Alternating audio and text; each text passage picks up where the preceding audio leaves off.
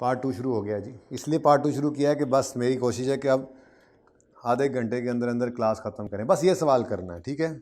बाकी अगर दिल किया थोड़ा सा एथिक्स भी कर लेंगे, लेकिन फ़िलहाल कोई इरादा नहीं है। टारगेट मेरा 20 मिनट का है, लेकिन आधा घंटा आपको बता रहा हूँ। अच्छा, the following information has been gathered for preparing disclosures relating to taxation for the year ended 31 December 2018। ठीक है जी। नंबर 1 एडजस्टमेंट क्या है? Profit before tax for the year amounted to 125 million. चलो जी, ये मुफ्त के नंबर तो लें।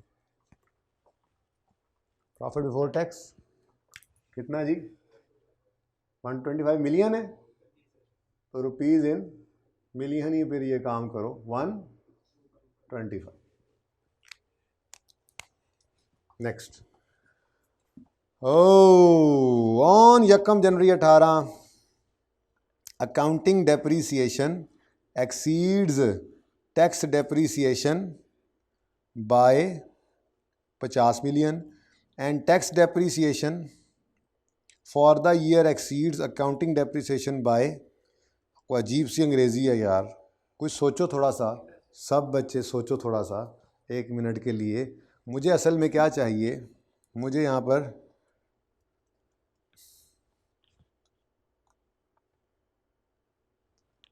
पीपीई का लेजर चाहिए,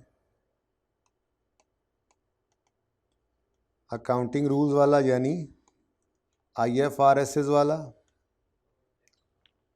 और टैक्स वाला। बस मेरी तो यही मंशा है, यही चाहत है। आगे अब आप लोग देख लें, थोड़ा सा पढ़ें। ये 2 लेजर चाहिए, बनाने बुक वैल्यू पे ही हैं।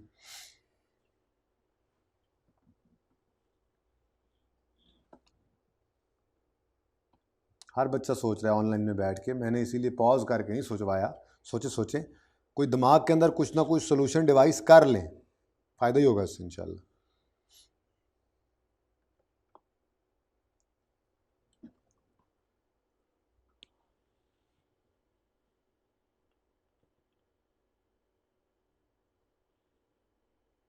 जी तकरीबन आप लोगों ने आधा मिनट सोचा, देखते हैं क्या सोचा।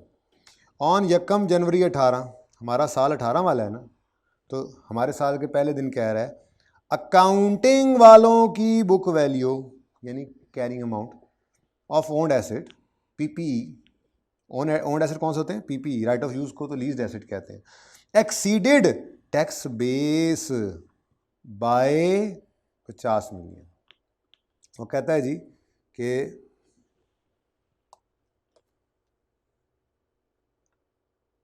इधर रखें ज़रा, ज़्यादा अच्छा समझ आ जाएगा। यकम जनवरी 18 पर ब्रॉड डाउन बैलेंस होता है ना जी, अगर हमारा साल 18 वाला है तो यकम जनवरी 18 पे ब्रॉड डाउन। वो कह रहा है जी अकाउंटिंग वालों की जो बुक वैल्यू है वो टैक्स वालों की बुक वैल्यू से 50 रुपये ज़्यादा है। तो मैं यूँ कह सकता हूँ ये 50 है और ये 0। मतलब है यही है ना। कोई कहे नहीं जी अच्छा नहीं लग रहा, तो ठीक है, यहाँ पे आप 10 ले लो तो यहाँ 60 कर दो, यहाँ 20 ले लो तो यहाँ 70 कर दो, यहाँ 30 ले लो तो यहाँ 80 कर दो, 100 ले लो 150 कर लो। डिफरेंस कायम रखना, ठीक है, डिफरेंस को कायम रखना है। अच्छा आगे बढ़ते हैं। नेक्स्ट, ये पॉइंट तो over. Point 2, tax depreciation for the year exceeded accounting depreciation by 15 million. Tax वालों की डेप्रिसिएशन ज़्यादा है अकाउंटिंग वालों से, तो डेप्रिसिएशन एक्सपेंस और डेप्रिसिएशन एक्सपेंस कोई मसला नहीं था, हम खामखा अजम्पशंस लेते भी नहीं हैं, कोई मसला नहीं था, ये सब बिल्कुल ठीक था, पर एक छोटा सा मसला आ गया। देख के बताएं क्या है वो मसला, देख के बताएं दोनों टीएस के क्या मसला है। आपने बताना है वरना आप टीएशिप से फारिग हो जाएंगे। बताएं जी क्या मसला है। आप टेंशन से भी देखो, ये एक प्रेशर होता है जी। क्या मसला है इसमें? सही तो किया, सब किया तो सही है, मसला क्या है? चलो ये बताओ, बता दो बता दो बता दो। कुछ नहीं होता, नहीं होगे फारिग, चलो बताओ। फिर भी नहीं बताना। ये फेल इसी वजह से होता है, और आप में से बहुत सारे बच्चे इस वजह से फेल होते हैं कि अब ये डर के बैठा है। पेपर में भी डर के बैठते हैं। अभी मैं जो जवाब दूंगा मुझे 90% चांस है कि इसका जवाब वही होगा, लेकिन डर की वजह से ये पास नहीं होगा, कभी नहीं होगा, फिर इस तरह से तो चलेगा। अभी भी हौसला नहीं कर रहा भाई। मसला ये है, ये तो ठीक है, इसका क्लोजिंग तो 50 आएगा, लेकिन ये इसका तो -15 आ जाएगा।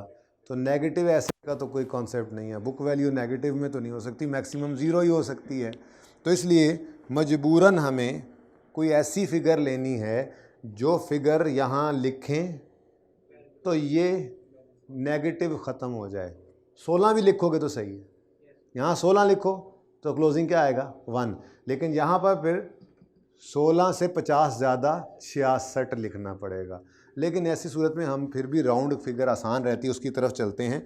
हम यूँ कहते हैं जी यहाँ पर कर लो 100, यहाँ पे क्या कर लो 100, और ये हमने क्या किया है अज्यूम किया 100, तो फिर इसको क्या कहना है 100 + 51, ठीक है ना।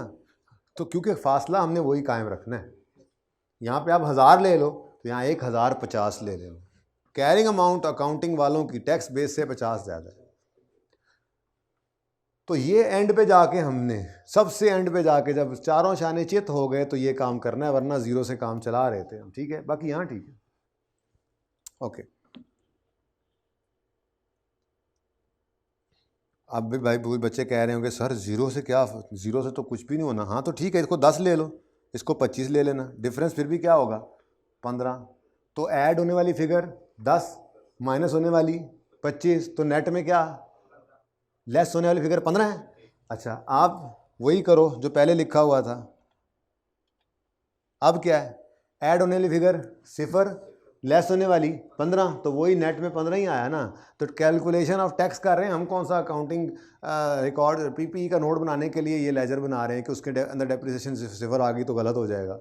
हम तो सिर्फ टैक्स एक्सपेंस निकालने लगे हैं। तो आप यहाँ पे 10 और यहाँ पे 25 भी लेंगे तो आंसर नेट में 15 ही आना है, ऐड होने वाली फिगर, लेस होने वाली फिगर। आप यहाँ पे 1000 लें, यहाँ पे 1015 ले लें, ये 1000 ऐड होगा, 1015 लेस होगा, तो नेट में 15 ही लेस होना है, ठीक है।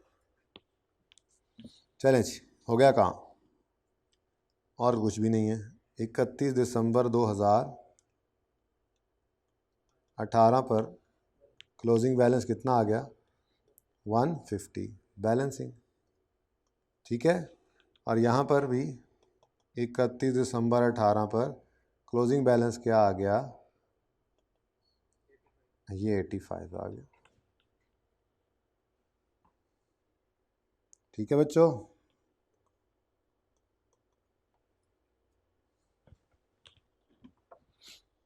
यहाँ तक कोई मसला? अच्छा, अब मैं कहता हूँ ये अप्रोच मैं कल भी कह रहा था करें, लेकिन फिर कल सवाल पूरा नहीं हुआ था, आज तो करें। एक एडजस्टमेंट पूरी हो गई ना पीपीई से रिलेटेड। अब इससे करंट टैक्स में भी जो होना है वो करो, और डेफर्ड टैक्स में भी जो जाना है वो पहुंचाओ। रूल बेशक एंड पे लगा देना। अकाउंटिंग वालों की डेप्रीसिएशन रिवर्स होगी, टैक्स वालों की डेप्रीसिएशन रिकॉर्ड होगी, ठीक है। तो 0 चलो लिख देता हूँ आज, कल से फिर नहीं लिखा करेंगे, राया करेगा तो ठीक है। ऐड कर दो अकाउंटिंग डेप्रीसिएशन को,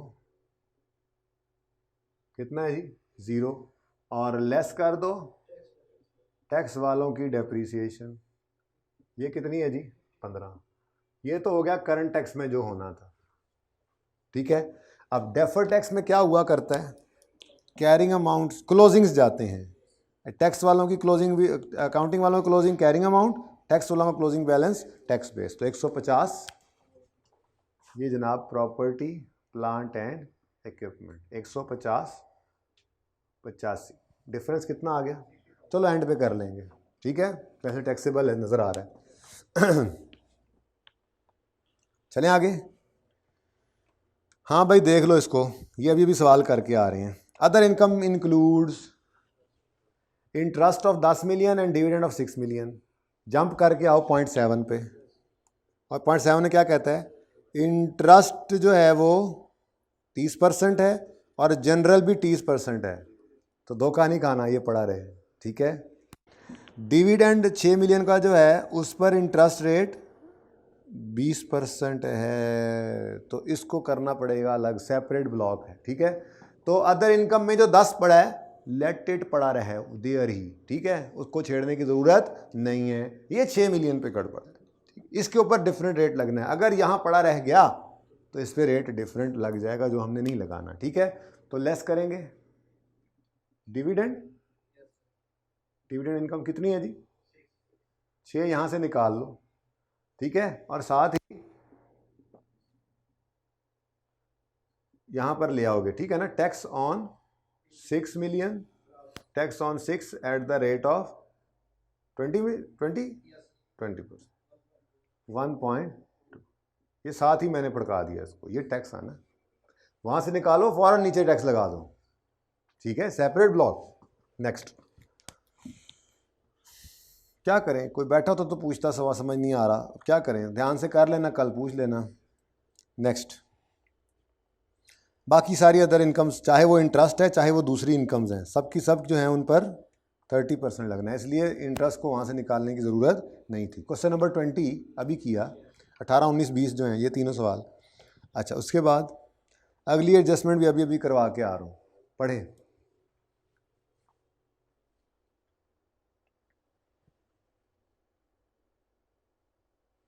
Borrowing cost of 2 million was capitalized in 18 on an under construction building. Borrowing cost is allowed as deduction for tax purpose in the year in which it is, हमने क्या किया, 2 million को क्या किया, capitalise. 2 million को क्या किया जी, capitalise. Tax वाले क्या कह रहे हैं जी, आपको अलाउड है एज डिडक्शन व्हेन इनकर्ड, वही अभी जो पढ़ा था। मसला सिर्फ ये था इस सवाल में, ये पास पेपर का सवाल है, जो मैंने अभी आपको 26वां सवाल करवाया है, किधर गया वो, किधर है, सफ़ा नंबर पता नहीं कौन सा था। अब पढ़ने वाले बच्चे मेरे सामने बैठे होते हैं, एकदम से बताते हैं, नलायका टोला बह गया आज जी। अच्छा इधर देखो, इधर देखो भाई, पहुंच गए। ये सवाल पूरा है, इसमें डाटा पूरा है। इसमें कहता है कैपिटल वर्क इन प्रोग्रेस 200 का है, कंस्ट्रक्शन कॉस्ट जो है, कंस्ट्रक्शन कॉस्ट कितनी है 200 की, इसमें 7 का इंटरेस्ट ऐड करके अकाउंटिंग वालों ने 207 का एसेट बनाया हुआ है। टैक्स वालों ने कहा नहीं, इस 207 में से 7 निकाल के इधर ले जाओ। आई कैप ने जो सवाल दिया उसमें आई कैप ने क्या किया, आई कैप ने सिर्फ ये किया, देखिएगा ज़रा, ये गायब कर दिया,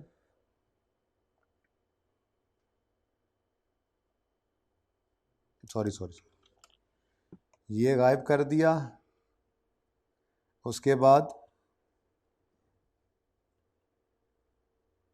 ये गायब कर दिया। अब सिचुएशन क्या है, कह रहे हैं हमने 7 रुपये का इंटरेस्ट कैपिटलाइज किया है, टैक्स वाले कहते हैं नहीं ये कैपिटलाइज नहीं करो, ये एक्सपेंस के तौर पे अलाउ करो। तो यहाँ पर टैक्स बेस 0 हो गई और ये 7 किधर चला गया, तो वही काम करना था। बस उसने क्या नहीं बताया था, हमें 200 रुपये की कॉस्ट नहीं बताई थी, और शायद वो वैसे ही इररेलेवेंट थी। पिछले सवाल में भी डिफरेंस कितना आ रहा है, यहाँ भी डिफरेंस कितना आ रहा है 7 का, तो 207 और 200 लिखो या 7 और 0 लिखो, बात तो वही है, डिफरेंस तो वही है, बाकी किसी पे डिफरेंस था नहीं चीज़ पे, ठीक है। तो इसलिए उन्होंने मतलब की चीज़ ही बताई आपको। खैर अब क्या होगा,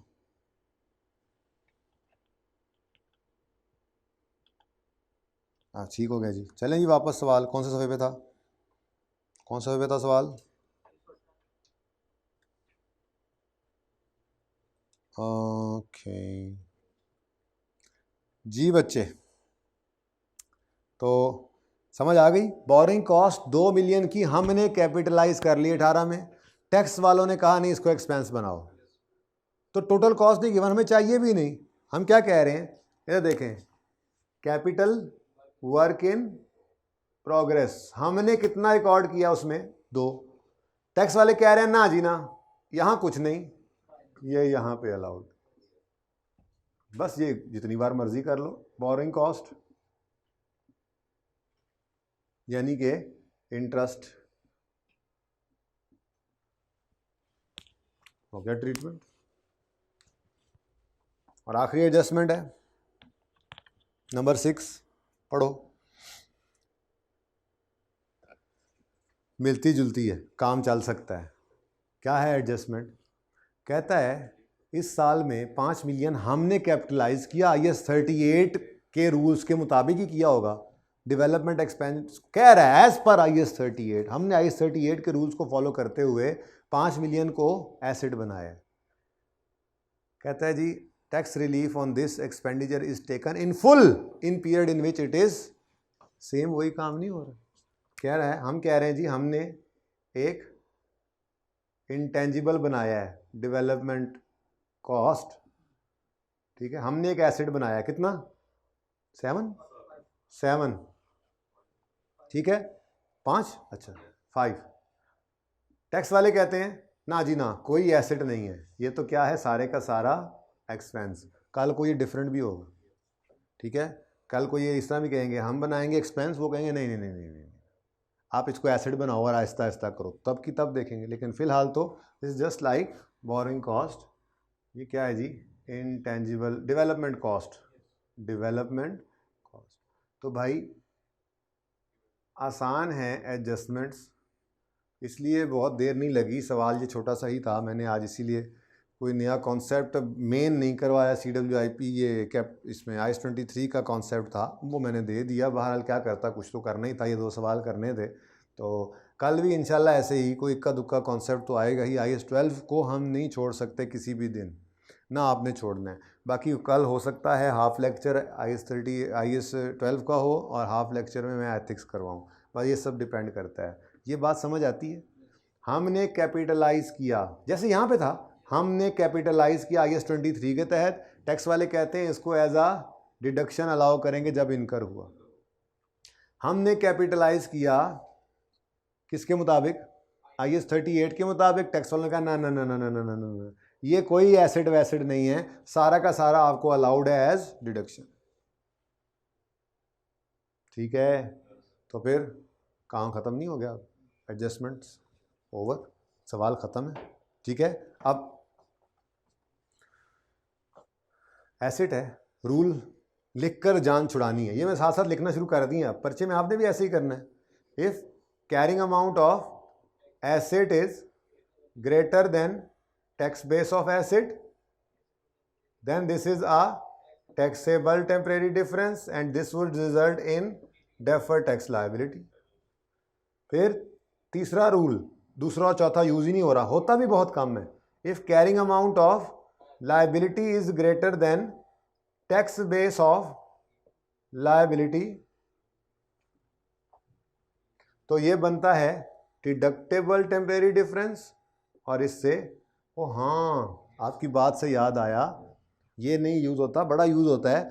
कल इंशाल्लाह एक्रूवल स्टार्ट करेंगे, कल IAS 12 का बहुत इंपॉर्टेंट लेक्चर है। तो सो प्लीज़ एक्रूवल्स हर सवाल में आए भी होते हैं, और अगर समझ में ना आए, पकड़ में ना आए तो फिर गए, ठीक है। तो कल हो सकता है एथिक्स हो, लेकिन वो फिर मैं एक्स्ट्रा क्लास करूँगा, यानी मैं 1.5 पौने 2 घंटे आपको IAS 12 करवाऊँगा इंशाल्लाह, और उसके अलावा मैं को आधा 1 घंटा एथिक्स भी अलग से रिकॉर्डिंग कर दूँगा, पार्ट भी अगर करनी हुई तो वो कल बता भी दूँगा, ठीक है जी।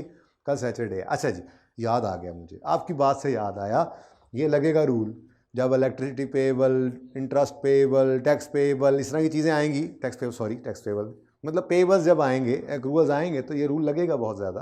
खैर अभी तो आज के सवाल में तो सिर्फ पहला रूल लग रहा है, लेकिन हम वहाँ वाला रूल नहीं लगाना, उसको छोड़ें, इधर आए। अब 1 बाय 1 देखते हैं। हमने फ्यूचर में अकाउंटेंट्स ने, अकाउंटिंग वालों ने फ्यूचर, ये फ्यूचर की डेप्शन है, बुक वैल्यू है ना, अकाउंटिंग वालों ने 150 डेप्शन करना है, टैक्स वालों ने 85। अकाउंटिंग वालों की डेप्शन ज़्यादा है टैक्स वालों से, तो फ्यूचर में ऐड होने वाली फिगर ज़्यादा है लेस होने वाली फिगर से, तो फ्यूचर में टैक्सेबल प्रॉफिट बढ़ाएगा, ये डिफरेंस टैक्सेबल प्रॉफिट बढ़ाएगा, ये टैक्स का बायस बनेगा। कितने 65 का टैक्सेबल टेम्परेरी डिफरेंस अलग से बताना है, क्योंकि उसने रिक्वायरमेंट कही है। ओहो I am sorry, this is requirement B and this is requirement A, I am sorry, ये उसने मांगा, ठीक है जी। तो टैक्स रेट क्या है जी सवाल के अंदर गिवन, एप्लीकेबल टैक्स रेट, जाहिर है जनरल वाला ही है, स्पेशल वाले को तो अलग कर ही लिया है। जनरल रेट कितना है, तो 30% बताओ, 19.5। टैक्सेबल टेम्परेरी डिफरेंस है तो डेफर टैक्स अब रिक्वायरमेंट है ना तो पूरा लिखना है आपने, कोई नहीं आपके पास खुली जगह होती है। 65 लिख के अगली लाइन में लिखो टैक्सेबल टेम्परेरी डिफरेंस, फिर उससे अगली लाइन में दूसरा लिखो, फिर तीसरा लिखो, पूरा लिखना है। Deferred tax liability, deferred tax asset, okay, requirement हो तो। अच्छा जी, अब क्या ये डिफरेंस टेम्परेरी होता है 65 का जो था? क्यों? अल्टीमेटली इन्होंने भी डेप्रिशिएट कर देना, इन्होंने भी कर देना है, बस टाइमिंग का डिफरेंस है, कोई जल्दी कर रहा है कोई लेट कर रहा है। आगे बढ़ो।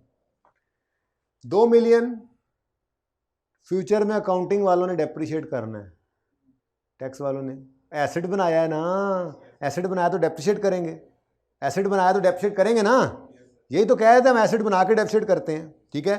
टैक्स वाले कह रहे हैं नहीं नहीं आहिस्ता आहिस्ता नहीं, यकदम एक्सपेंस अलाउड, तो है तो टेम्परेरी डिफरेंस, हम आहिस्ता आहिस्ता एक्सपेंस बना रहे हैं, ये एकदम बना रहे हैं, है तो टेम्परेरी। अब है कौन सा? अकाउंटिंग वालों ने फ्यूचर में 2 रुपये डेप्रिशिएट करना है, टैक्स वालों ने कुछ छोड़ा ही नहीं को डेप्रिशिएट करें, तो ऐड होने वाली फिगर ज़्यादा होगी लेस होने वाली से, तो यहाँ पर भी टैक्सेबल डिफरेंस, रूल वही पहला रूल लग रहा है। तो 2 का क्या आ गया? टैक्सेबल टेम्परेरी डिफरेंस, 0.6 की डेफर्ड टैक्स लायबिलिटी। इंटेंजिबल भी वैसे ही, 5 रुपये का इंटेंजिबल इन्होंने रिकॉर्ड किया, एसेट बनाया है, फ्यूचर में क्या करेंगे? अमोर्टाइज, आहिस्ता आहिस्ता एक्सपेंस बनाएंगे। टैक्स वालों ने सारा ही आज बना दिया, अब होगा क्या? टैक्स वालों ने तो आज सारा बना लिया है, इन्होंने फ्यूचर में बनाना है, तो फ्यूचर में अकाउंटिंग वाले 5 रुपये डेप्रिशिएट करेंगे, टैक्स वाले कुछ भी डेप्रिशिएट नहीं करेंगे। ऐड होने वाली फिगर 5, लेस होने वाली कोई नहीं, तो ऐड होने वाली फिगर ज़्यादा टैक्सेबल प्रॉफिट को बढ़ाने वाली फिगर है, तो ये टैक्सेबल डिफरेंस है 5 रुपये का जी, 1.5 डेफर्ड टैक्स टोटल।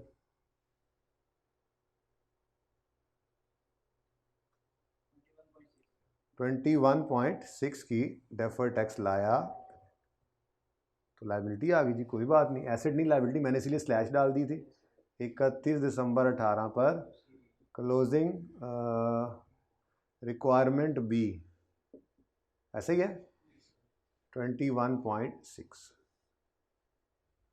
अब जनाब ओपनिंग है कोई नहीं, तो अज्यूम कर लेते हैं ओपनिंग 0, क्या ख्याल? ओपनिंग 0 अज्यूम करेंगे और सवाल ख़त्म। रैप्टे कराऊंगा मैं, ओपनिंग 0 करेंगे तो। क्या ओपनिंग में कुछ नहीं था? माना ये नहीं था, माना ये नहीं था, पर ये तो था। ओपनिंग बुक वैल्यू में डिफरेंस है, ये तो था। मैंने क्या कहा? माना माना क्यों कह रहा हूँ? माना माना, माना माना अज्यूम नहीं किया। Boring cost was capitalised in 18, during 18/5 was capitalise, ये तो ड्यूरिंग 18 हुए, इन 18 हुए, इसमें तो मसला नहीं था। मसला किस में था? ये 150 ओपनिंग बुक वैल्यू है, ये 100 ओपनिंग बुक वैल्यू है। ओपनिंग का मतलब पिछले साल का क्लोजिंग होता है। हमारे ओपनिंग एसेट्स में भी डिफरेंस था, एक ही था हमारे सवाल के डाटा के मुताबिक, तो हमें एक और वर्किंग बनानी पड़ेगी। कौन से नंबर पे पहुंचे हुए हैं?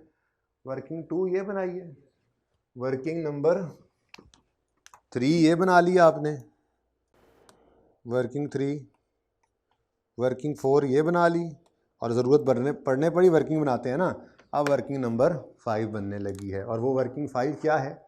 मुझे फिर यही deferred tax liability slash asset चाहिए। चाहिए बोलो, चाहिए? खुद से नहीं ऐसे ही कर देना आपने 0। 31 दिसंबर 2017, यही यकम जनवरी 18 का बना लूँगा ना, ये यकम जनवरी 18 भी लिख सकते हो, जो मर्जी, ये यकम जनवरी 18 जो मर्जी लिख लो, ठीक है, बात तो एक ही है, ठीक है। तो carrying amount, tax base, difference और टैक्स, 2 दिन से वो निकाल के दे रहा था फिगर, आज ये गले पड़ गई। फिर सिर्फ प्रॉपर्टी प्लांट इक्विपमेंट था। ये बात समझ आ रही है कि ये भी ड्यूरिंग द ईयर इनकर हुआ, ये भी ड्यूरिंग द ईयर है, 18 में आए हैं, तो सिर्फ एक पीपीई था। 150 कैरिंग अमाउंट है, 100 टैक्स बेस है, 50 का डिफरेंस टैक्सेबल है। क्यों टैक्सेबल है? क्योंकि अब शॉर्टकट, क्योंकि कैरिंग अमाउंट एसेट की ज़्यादा टैक्स बेस से। ऐसे भी यूज़ करें ना आप, जल्दी पर्चे में तो ऐसे करेंगे, लिख लेंगे जी। 15 की डेफर्ड टैक्स, टैक्सेबल डिफरेंस है ना, डेफर्ड टैक्स लायबिलिटी आ गई 15। ये वर्किंग नंबर 5 से आ गई और हमारे पास बैलेंसिंग आ गया कितना, डेफर्ड टैक्स एक्सपेंस 6.6। लो जी, सवाल तो खत्म हो गया, इसका टोटल ही नहीं कराया आप लोगों ने जी। टैक्सेबल प्रॉफिट कितने आ गए, 125 में सिफर ऐड करना ज़रूर और फिर ये माइनस कर 90। इसके ऊपर टैक्स रेट लगेगा नॉर्मल वाला कितना, 30%। कितना आता है, हाँ 29.1 और उसके बाद ये 1.2 30.3। Current tax deferred tax, current tax deferred tax. इसकी entry CTE debit CTP credit, इसकी entry DTL/A credit DTE debit, दोनों ही डेबिट वाले हैं, दोनों ही डेबिट वाले हैं। तो 1 बाय 1 करते हैं। पहले करंट टैक्स की एंट्री कराओ, करंट टैक्स एक्सपेंस डेबिट बढ़ाओ 30.3 done. Current tax payable credit, इधर DTL/A credit DTE debit, expense debit expense, फिर ये भी बढ़ गया 6.6।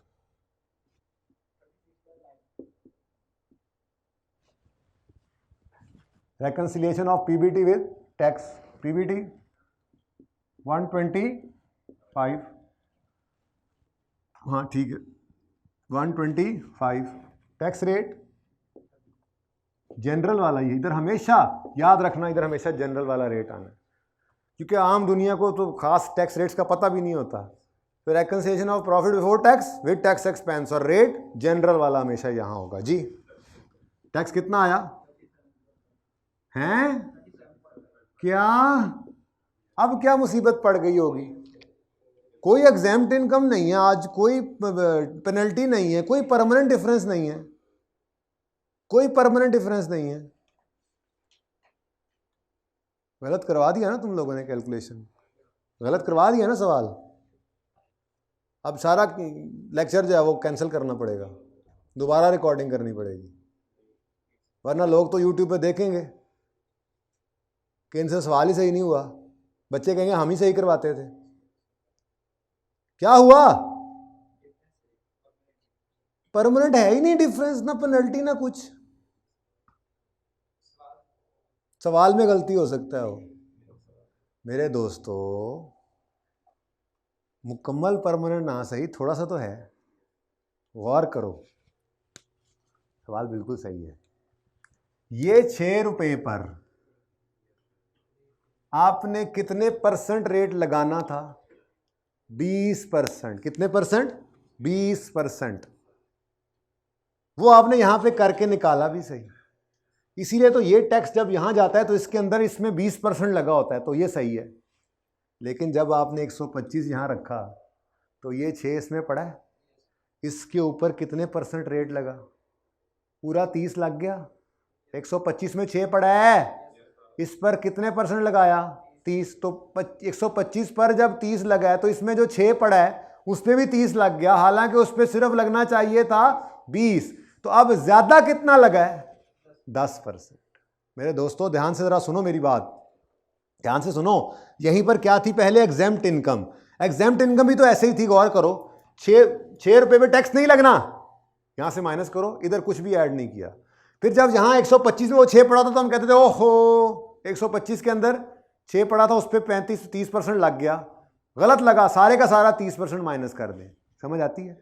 अब थोड़ा केस डिफरेंट हुआ, 6 पे टैक्स रेट तो लगना है पर 30% नहीं लगना। हमने इसको यहाँ से निकाला, निकाल के अलग इसको 20% रेट लगा दिया, और यहाँ से ये 20% रेट यहाँ पर आ भी गया। तभी तो ये रिकंसाइल नहीं हो रहे, क्योंकि ये यहाँ पर जो टैक्स है उसमें 6 के ऊपर 20% लगा हुआ है, और यहाँ पे 125 में जो वो 6 पड़ा था हमने उस पर सारे पे 35 लगाया, 30 लगाया, तो उस पर 6 पे भी लग गया। तो अब देखना क्या है, कितना ज़्यादा टैक्स लगा, देखना क्या है, कितना ज़्यादा टैक्स लगा। अगेन साइन वही यूज़ करना है। क्या करेंगे जी, लेस हो रहा है ना, यहाँ पे भी less, less tax effect on dividend. बच्चों देखो, अगर ये एग्जेम्प्ट होता 6 तो पूरा 30% गलत लगा होता, पूरा 30 माइनस करते। लेकिन एग्जेम्प्ट नहीं है, सेपरेट रेट है, तो हम कह रहे हैं 20 तो लगना था, नहीं कौन सा लगना था 10, तो वो 10 वाला मसला है, वो 10 को क्या कर दो, तो 6 इंटू 10% आंसर इज 0.6, ये माइनस करो तो 36.9। अब कर गया मैच। ऐसे ही परेशान हो गए थे आप हैं, आपको क्या लगा सचमुच गलती हो गई है?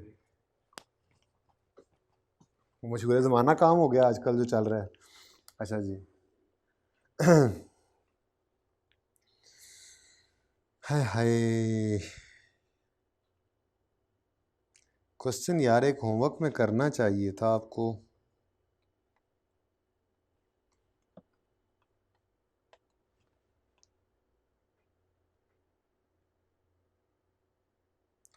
पास पेपर्स भी आए ना कोई ढूंढते हैं। वेले आप कैसे रहेंगे इतना, आप बोर हो जाते हैं आप लोग, बस यही ख्याल मुझे सताता रहता है। ओ यार पास पेपर नहीं आने अज दा दिन आवे आवे आवे आवे।